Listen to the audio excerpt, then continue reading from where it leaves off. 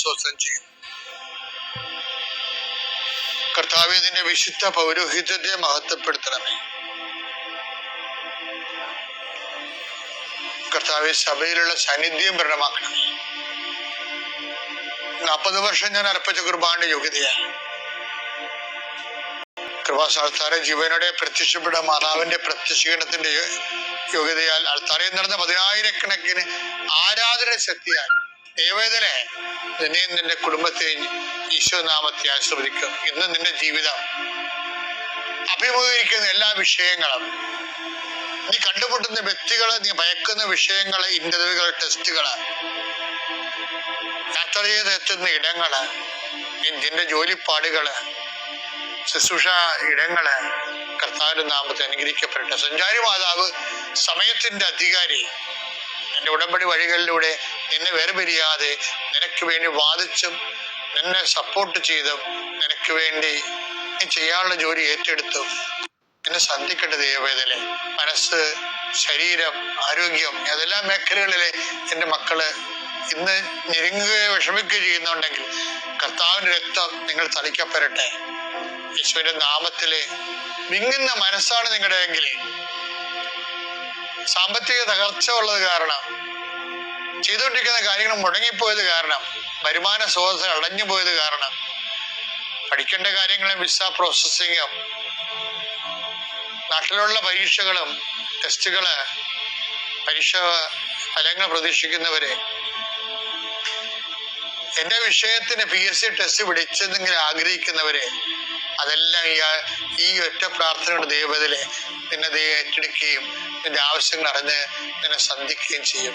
നീ കടം കൊടുത്തിട്ടുള്ളവര്, അത് കിട്ടാത്തവര്, നിന്നോട് കടം വാങ്ങിച്ചിട്ടുള്ളവര്, അത് തരാത്തവര്, എല്ലാം കൊണ്ട് നീ ഞെരുങ്ങുന്ന വിഷയങ്ങളെല്ലാം കൃപാസാൽത്താരെ ജീവനോടെ പ്രത്യക്ഷപ്പെട്ട പരിശുദ്ധ അമ്മ നിന്റെ ഇന്നിന്റെ സങ്കടങ്ങളെ കണ്ണുനീരിനെ ഏറ്റെടുക്കുകയും എൻ്റെ ഈശോയുടെ നാമത്തിൽ ഞാൻ നിന്നെ ആശീർവദിക്കുകയും നീ ശക്തിപ്പെട്ട് രാത്രി തിരിച്ചെത്തുന്നവരെ കർത്താവിന്റെ കൃപ നിന്നെ പിന്തുടരട്ടെ.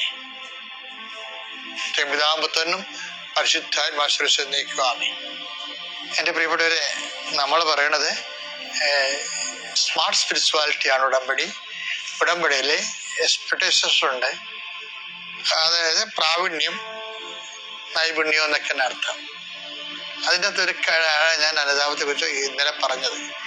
ഇന്ന് പറയാൻ പോണത് ഇതിൻ്റെ പ്രൊഫഷണലിസമാണ്.